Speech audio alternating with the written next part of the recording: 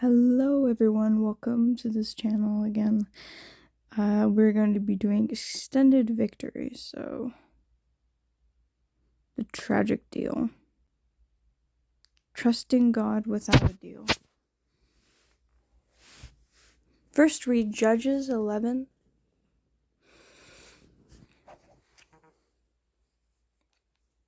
(31 through 33 in Judges. Okay, let me get my Bible up here.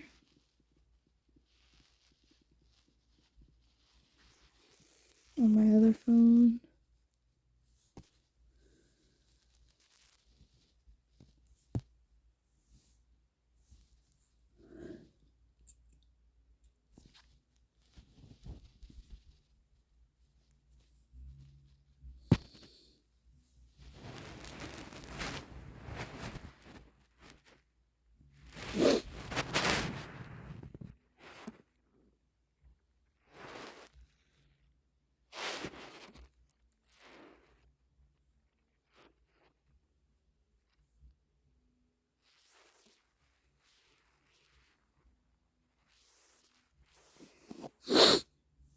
It's already here anyway, so I think, right? 11. Okay. I'm just gonna read the thing first, and then we'll go and read that next. So the dramatic story of Jephthah.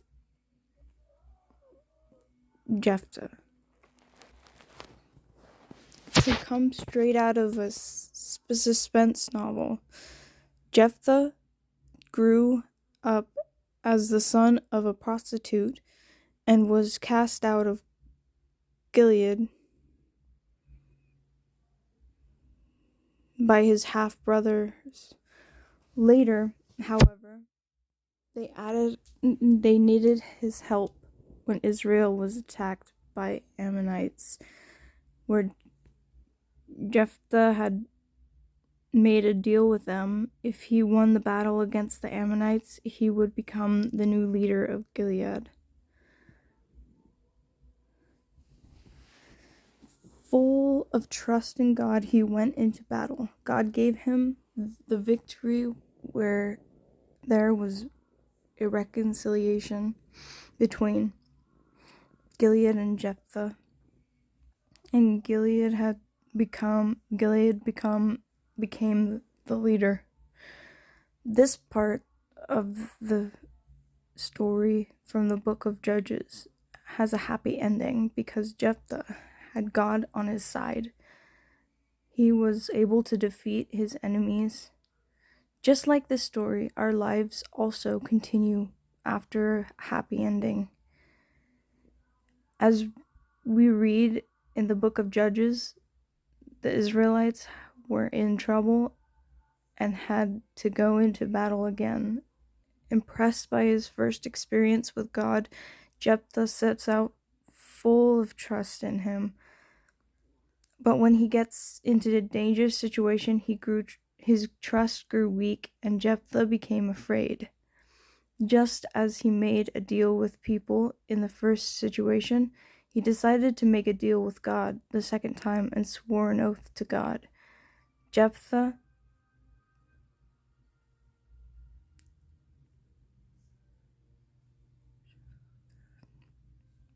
won the second battle and was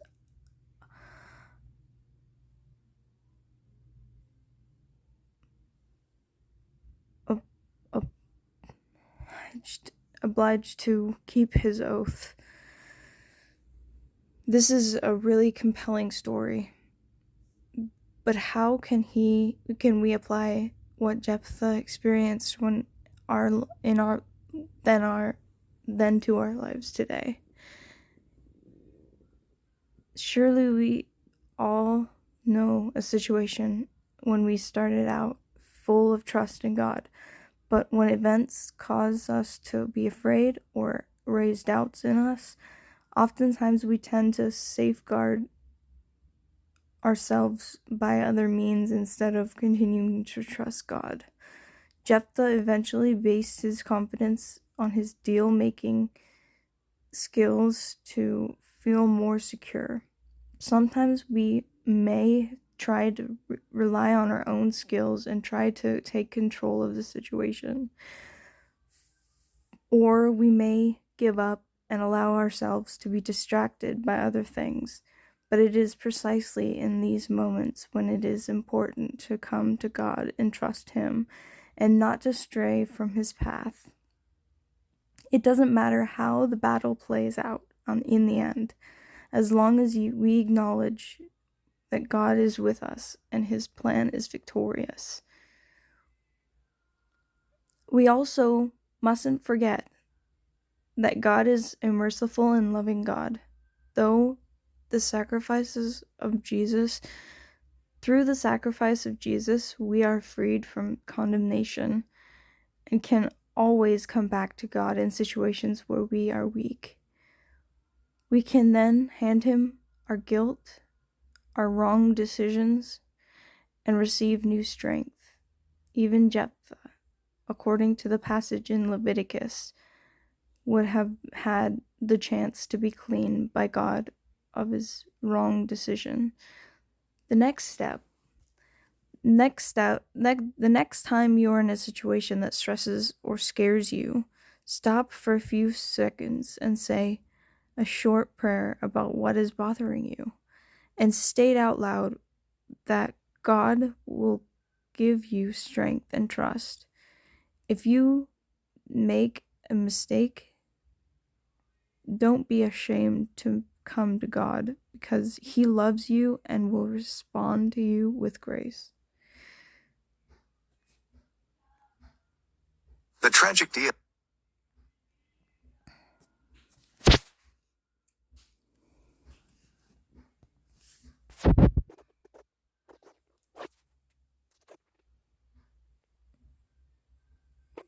And Jephthah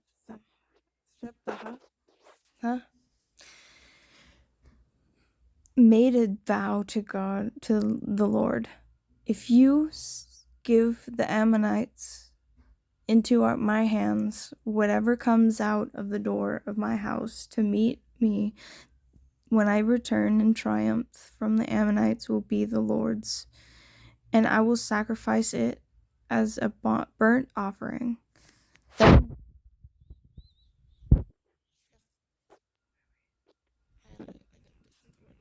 Then And Jephthah made a vow to the Then Jephthah went over to fight the Ammonites, and the Lord gave him into the hands. He devastated 20 towns before from Aroer to the vicinity of Minnith, as far as Abel Kerim.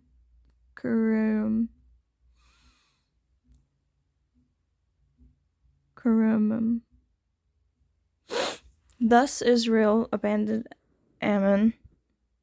When Jephthah returned to his home in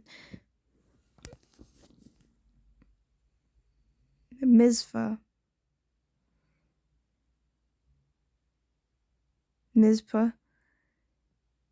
who should come out to meet him but his daughter, dancing in the sound of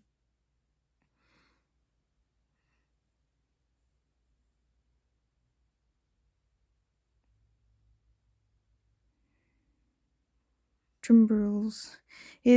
She was an only child. Except for her, he had neither son nor daughter. Or if anyone thoughtlessly take an oath to do anything, whatever good or evil, in any matter one might carelessly swear about, even though